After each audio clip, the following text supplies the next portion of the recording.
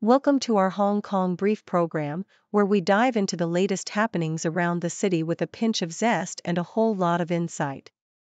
First up, we've got a bit of a mail mix-up to talk about. The Audit Commission has given Hong Kong Post a bit of a wrist slap for not including national security clauses in its agreements. Not to mention, they've been caught calling their mainland China services international, a bit of a geographical oopsie, if you ask me.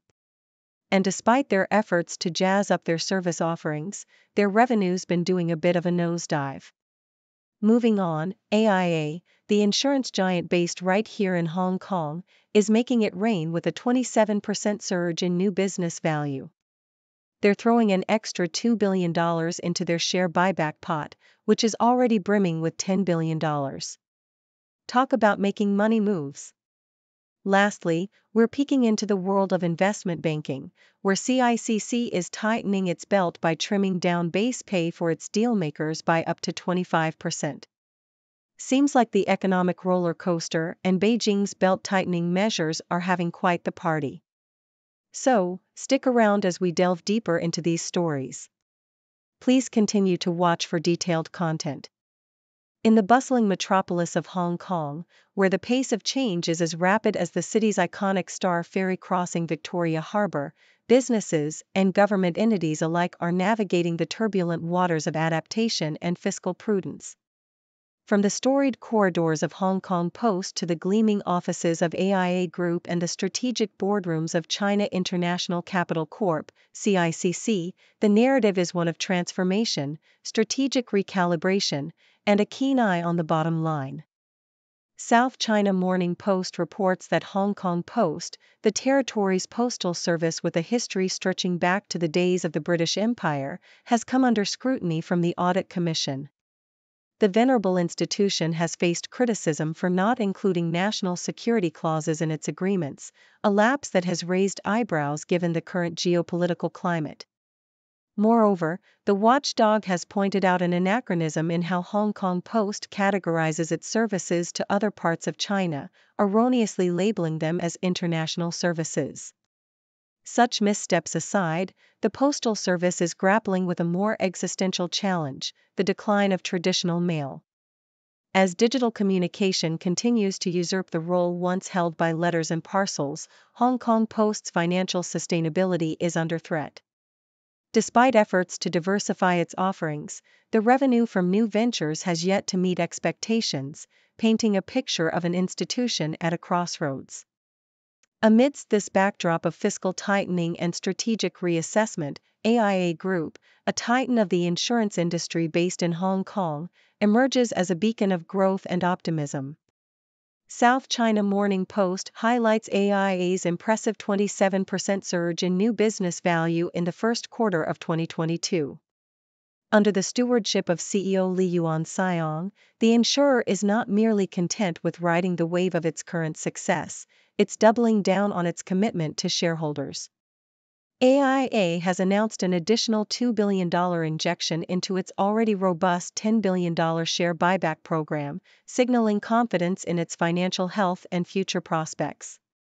Furthermore, the company has pledged to pay out 75% of its annual net free surplus generation, underscoring its robust performance in its home markets of Hong Kong and mainland China, as well as its expansive footprint across the Asia-Pacific region. However, the narrative of adaptation and austerity is not unique to Hong Kong Post or the success stories of firms like AIA. The South China Morning Post also sheds light on the cost-cutting measures being implemented at China International Capital Corp, CICC, a leading Chinese brokerage. In response to volatile markets and Beijing's austerity drive, CICC has taken the drastic step of slashing the base pay of its onshore investment bankers by up to 25%. This move, emblematic of the broader challenges facing Chinese investment banks, comes on the heels of significant bonus reductions of up to 40% last year. The financial sector in China and Hong Kong is feeling the pinch of a slowing economy and a sluggish IPO market, prompting firms to adopt austerity measures that extend beyond pay cuts to even include directives on personal attire, discouraging the display of luxury items at work. The tales of Hong Kong Post, AIA Group, and CICC are but microcosms of the broader narrative unfolding in Hong Kong and across the financial landscapes of China and the Asia-Pacific. In a world where change is the only constant, these entities are navigating their paths with a mix of strategic foresight, fiscal prudence, and an unwavering eye on the horizon. Whether it's recalibrating to meet the challenges of a digital age, capitalizing on growth opportunities, or tightening belts in response to economic headwinds, the story of adaptation continues to unfold in this dynamic region. As the Labor Day Golden Week holiday approaches, Hong Kong's bustling streets and vibrant restaurants are preparing for an expected surge of 800,000 tourists from mainland China. However, a shadow looms over these hopeful anticipations. According to the South China Morning Post, the city's dining establishments might witness a staggering 30% decline in business during this period. The reasons behind this gloomy forecast are multifaceted. The recent spell of adverse weather conditions, coupled with the depreciating value of the yuan, poses significant challenges. Visitors from the mainland, grappling with a weaker economy back home, might find themselves constrained by reduced spending power. Additionally, the high cost of living in Hong Kong further exacerbates the situation, deterring tourists from indulging as freely as they might have hoped. In a contrasting narrative of resilience and long-term strategy, Swarovski, the renowned Austrian crystal producer, is making a bold move in the Chinese market. With the recent launch of its Created Diamonds collection, Swarovski is not just introducing lab-grown diamonds that promise better value for money, it's making a statement about sustainability and innovation. As reported by the South China Morning Post, these diamonds, priced between 3,000 Chinese yuan ($414) and 95,000 Chinese yuan, are produced using renewable energy and recycled metals. CEO Alexis Mazard expresses confidence in this venture, emphasizing China's significant cultural influence and the country's potential as a key market for Swarovski. With 227 stores across China, the company is evidently playing the long game, aiming to captivate a market that's increasingly conscious of both luxury and sustainability. Amidst these economic and commercial narratives, the realm of sports in Hong Kong is witnessing its own evolution. The Hong Kong, China Rugby, HKCR, governing body is embarking on an ambitious 10-year strategic plan aimed at invigorating the local rugby scene. Central to this plan, as reported by the South China Morning Post, is the launch of a domestic sevens competition. This initiative is not just about enhancing the sport's visibility and appeal, it's a concerted effort to broaden the player pool by scouting Hong Kong qualified talent globally. Paul John, the head of the Elite Sevens athlete program, envisions a future rich with sevens tournaments, facilitating accelerated learning and improved player development. However, integrating this new tournament into an already bustling schedule remains a challenge that the HKCR is keen to address. Each of these stories, from the anticipated downturn in restaurant trade during the Golden Week to Swarovski's strategic expansion and the ambitious plans for rugby in Hong Kong, reflects a broader narrative of adaptation and aspiration. Whether it's the hospitality sector grappling with economic headwinds, a luxury brand innovating for sustainability and market capture, or a sports governing body looking to elevate local talent on the global stage, the underlying theme is clear. Hong Kong remains a dynamic hub where challenges are met with strategic foresight and resilience, painting a complex but hopeful picture of its future. In the bustling city of Hong Kong, where the skyline is ever-changing, the property market has hit a remarkable milestone. According to the South China Morning Post, developers have launched 4,800 new units this year, marking a 7-year high. With an expectation to launch 31,000 new residential units in the next 12 months, the property consultancy JLL highlights a surge that triples the 10,650 new units sold last year. This boom comes as the Hong Kong Monetary Authority relaxes mortgage financing, and developers dangle discounted prices to lure more buyers. However, the wind seems to be changing direction, with analysts predicting a moderation in demand as the initial pent-up excitement begins to wane. In another sector of Hong Kong's bustling media landscape, the South China Morning Post reports a controversial move by TVB, a major television broadcaster. TVB has leased one of its 5 free-to-air channels to Phoenix Hong Kong Channel, sparking a debate over the channel's swift access to the local market. TVB's chairman, Thomas Huitu, defends the collaboration, stating it was conducted openly and that Hong Kongers should welcome the additional content. Despite this, the Communications Authority, CA, faces calls to clarify the approval process, as stakeholders seek to clear doubts about the arrangement. This situation underscores the complexities and challenges within Hong Kong's dynamic media environment. On the financial front, Hong Kong is setting the stage for a significant transformation in its pension system. The South China Morning Post has revealed that the Mandatory Provident Fund, MPF, is gearing up for its biggest overhaul since its inception in 2000. An electronic platform, set to launch in June, promises to streamline the management of the city's compulsory pension program. This new eMPF platform will consolidate the current disparate systems, enabling MPF providers, employers, and members to manage assets via a single interface. This innovation aims to minimize human errors in handling employee contributions and expedite the enforcement of non-compliance cases. With the first scheme joining the platform on June 26 and the rest to follow over 5 years, the MPF's digital transformation marks a significant leap toward modernizing Hong Kong's pension infrastructure. Each of these developments, from the property market's buoyancy, the media sector's controversies, to the pension system's digital overhaul, illustrates the dynamic and ever-evolving nature of Hong Kong. Whether it's the skyline, the airwaves, or financial systems, change seems to be the only constant in this vibrant city. As residents and observers alike watch these changes unfold, it's clear that Hong Kong continues to navigate its unique challenges and opportunities with resilience and adaptability.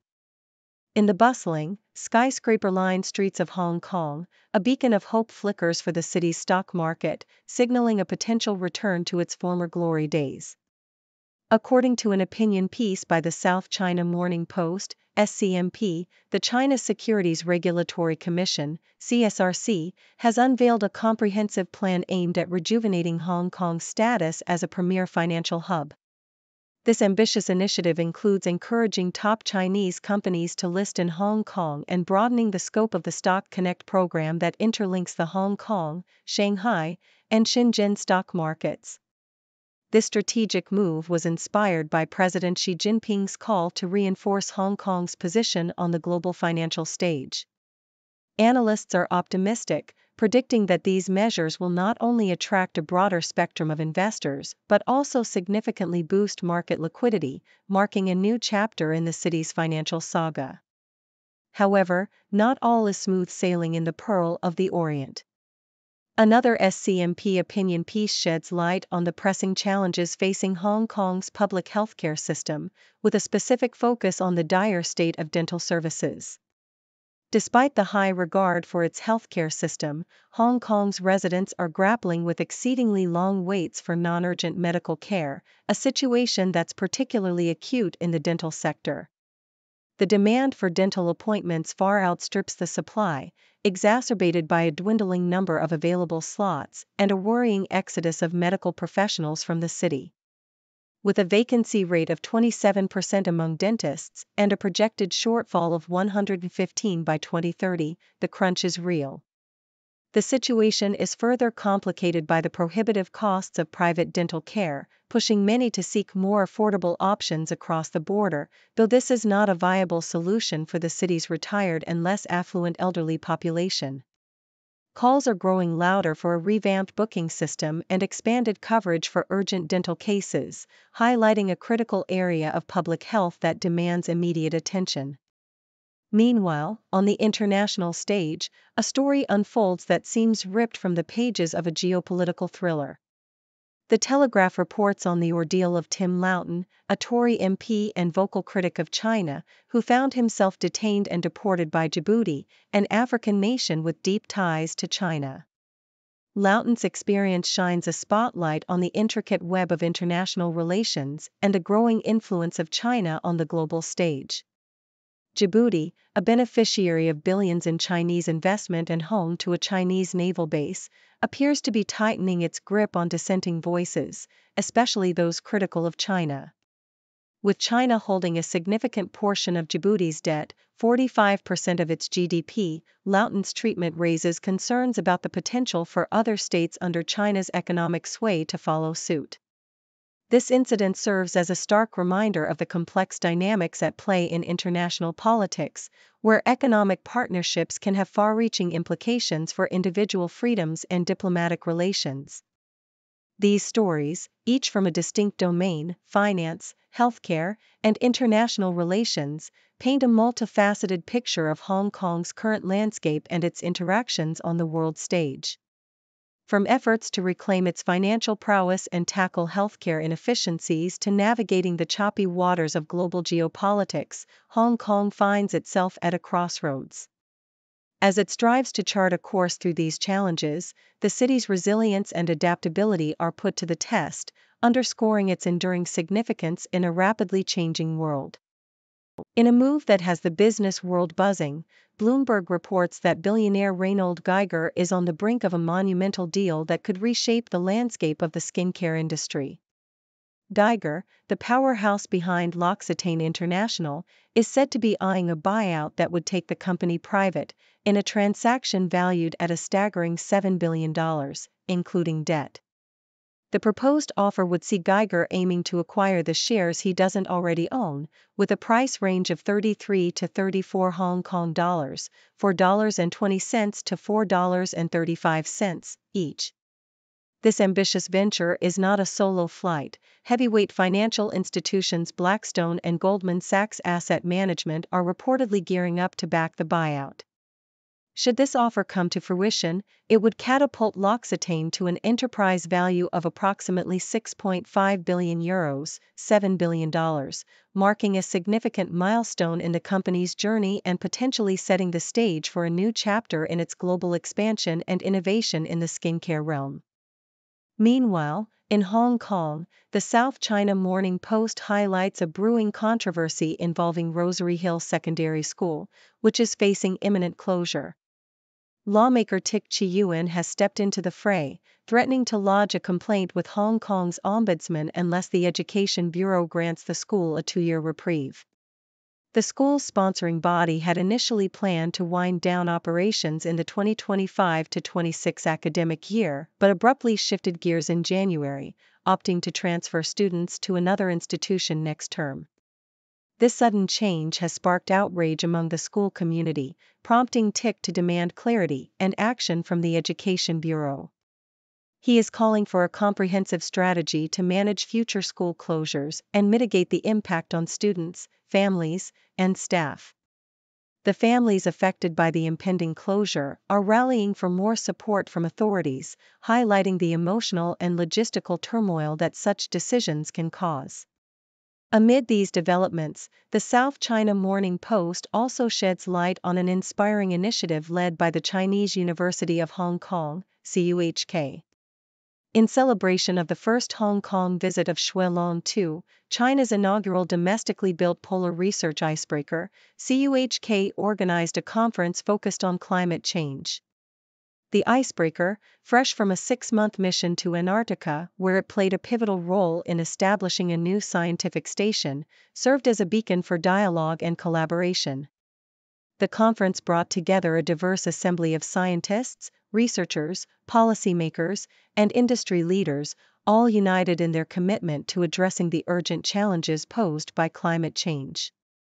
A special session facilitated a vibrant exchange between over 330 students from CICC and local schools and the scientists aboard Xuelong 2. This interaction provided a unique opportunity for students to gain insights into Antarctic research and the broader implications of climate change. the event underscored the importance of interdisciplinary research, international cooperation, and engaging the youth in climate action. By fostering a sense of responsibility and inspiring innovative solutions, the conference aimed to galvanize efforts to safeguard the polar regions and combat the global climate crisis. These stories, ranging from corporate maneuvers and educational controversies to environmental stewardship, underscore the complexity and interconnectedness of our world. They highlight the importance of visionary leadership, community engagement, and the relentless pursuit of knowledge and sustainability. Whether it's navigating the intricacies of a multi-billion-dollar buyout, advocating for educational stability, or championing climate change initiatives, the individuals and institutions at the heart of these narratives are shaping the future in profound ways. Thank you for tuning in. The content above showcases the latest briefing reports and analytical synopses, thoughtfully curated by the CICC team. These insights stem from a wide array of reputable media outlets, think tanks, government sources, and specialized experts worldwide. We encourage you to explore these sources for a comprehensive perspective. Keep in mind that while the content may not always align with the official standpoint of CICC brief, it's not meant to be taken as absolute directives for decision-making. Comprising seasoned media professionals, learned scholars, and accomplished scientists, the CICC team embodies a trailblazing, fully independent media entity. To customize CICC brief to meet your professional needs, you have the option to subscribe to a diverse array of briefings on our website, ciccbrief.com. Regardless of your location, you can conveniently receive CICC brief via email.